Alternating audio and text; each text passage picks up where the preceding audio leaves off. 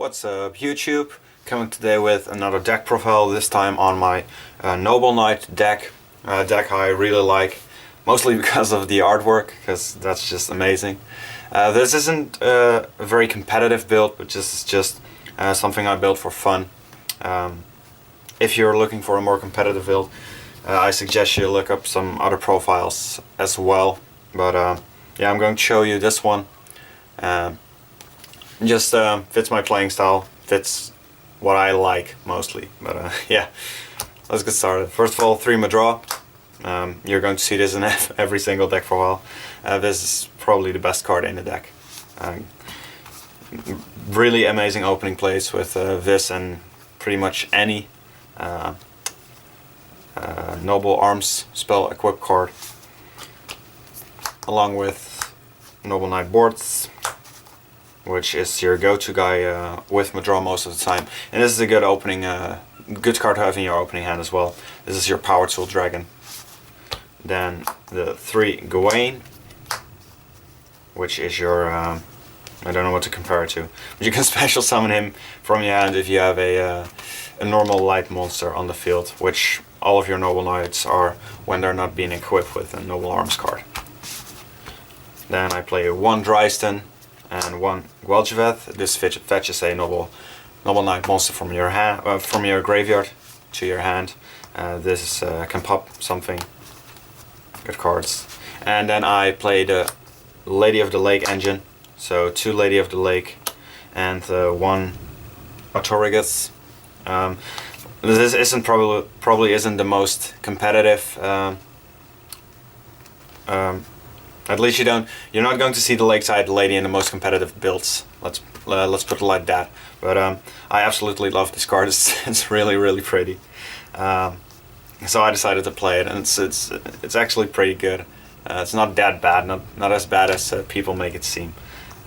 So yeah, and he's just pretty good in general. Combos pretty well with Gawain and stuff. So yeah, I opted to play the engine, but mostly because I liked it. And then 2 of the Queen of Noble Arms. I'm not going to say her first name, which is Gwenthor or something. Gwen wife or Gwen, whatever. Queen of Noble Arms, which is actually a great addition to this deck. I was kind of skeptical of her in the beginning when they released her effect, but in playtesting, it's just a great card, and it's searchable with Noble Knight boards. Then for the Noble Knights, 1 Sun King Reo, just a great stun card. 1 Honest, because pretty much everything is light. You could actually cut this. Like I said, everything is light, but cards like Madraw, when they get equipped with a Noble Arms card, they become Dark type. So then Honest would be dead on them. So you could cut Honest as well, but I just like it because a lot of your Xyz and your Noble Knights Xyz are light monsters. So yeah, I opted to keep it in. And 2 Effect Failure. Because I play the Lady of the Lake engine, I do play the Ignoble Knight of High Landislaun, I believe it's called. And an Effect Feeler with one of your Noble Knights is also your Synchro, so, or can also get you into your Synchro, so that's why I play Feeler, and of course it's a good hand trap. So that's it for the monsters. For the spells, we got 2 of Noble Arms Excalibur. This is the cards that prevent targeting, and this is also what you could call a rank up card. Works kind of similar. 2 Noble Arms of Destiny. This is your Bajingi Hair. Prevents destruction once per turn by battle or by card effects. These are the 2 best Noble Arms in my opinion. Along with Noble Arms Gallatin. This is your Axe of Despair. I've been playing around 1, playing 2 at this point. He lowers your attack with 200 during your standby phases, I guess. Yeah, but that isn't really a problem because most of the time you won't be equipped for that long. You equip, re-equip, etc. So you shouldn't be getting under a 600 boost. So the 200 attack loss isn't really that much of a problem. And you wouldn't say this, but most of your Xyz in the extra deck, at least your Noble Knight Xyz, are pretty small, the 2000, 2200, your Synchros 2100. So this just gives you the 1000 boost to get to 3000 or over, which is really handy because, like I said, their original attack isn't that great. Then I play one, oh damn, Arthrodeuter, the MST, good card, really good to play at one Caliburn. This can raise your life points by 500 points, which can actually help out pretty much, or quite a bit, because yeah, this alone has gotten me to over 10,000 life points. It's over 9,000 at some points in, in some duels, so yeah, and this also gives you a 500 attack boost. Then for the non-noble arms spell cards, I play one Foolish Burial, once again for the Lady of the Lake engine, one Reinforcement of the Army, such your draws, your boards, triple Mystical Space Typhoon, and Book of Moon, and then 3 Kaiser Colosseum, one of the best anti-meta cards at this point, and Noble Knights is kind of an anti-meta deck in my opinion. So opening with a Kaiser Colosseum and a Madraw, and any of your noble arms, it's pretty much going to give you the game, especially when you're going first, so yeah. So that's it for the spells, and then I play 3 traps. I played a Decree version of this deck, so just the 3 Royal Decrees. You can opt to play Solemn Warning, Balmus and Torrential or something, or just cut some other cards like the Honest, the Lakeside Engine, to put in some real traps.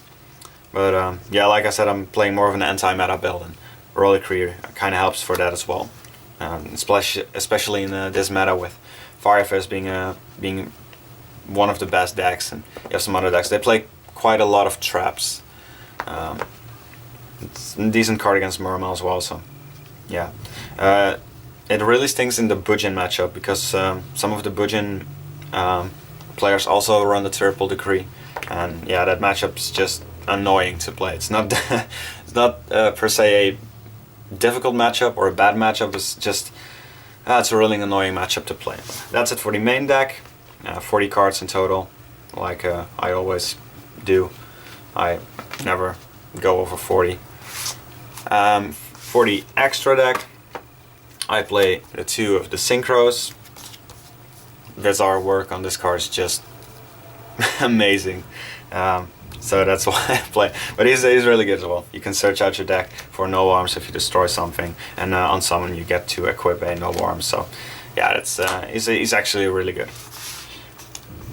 2 of the Knight of Sacred Noble Knight of King Artorigus. Sorry, that wasn't on camera. This is your rank 5. Pops the face-up monsters, and then you have the rank 4, which pops the back row. This is a really good card. This is a really good card, and they can come relatively invincible with Kaiser Colosseum and a Excalibur or Noble Arms of Destiny. So if you can open really well with this deck is really good. Then for the non-noble knights, I got one Ptolemy M7 along with a Constellar Omega. Like I said, all of your noble knights are light, so you can make this really easily. Then I play one Heroic Champion Excalibur, one Silent Honor Arc, one Exiton Knight. This isn't that great of a card in this deck because most of the time you're committing a lot of cards to the field, and along with the Royal Decree and the Kaiser Colosseum, just a lot of your cards stick on the field. So, but it's there just if you were to need it. Lavalval Chain, once again, this is mostly for my Lady of the Lake engine. Starlead's Paladynamo, just great to have him as an option, negating some face-up cards and running over them. One Giga Cowboy, this actually is a warrior as well, just like a, Heroic Champion Excalibur. So you can equip your Noble Arms card to him, but it's mostly just for Cowboy, for the burn. And then last, Abyss Dweller for your Murmel matchup. So that was the deck. In the comment section below, let me know what you think of Noble Knights. Do you play the Lady of the Lake engine, or do you like the more competitive builds of of Noble Knights. Yeah, that's pretty much it. So I hope you like this deck profile. I hope you like the deck. I really do like the deck. Just like having all these cards in my hand and just looking at them. But yeah, yeah, that's pretty much it. And I'll see you guys with another deck profile. Bye.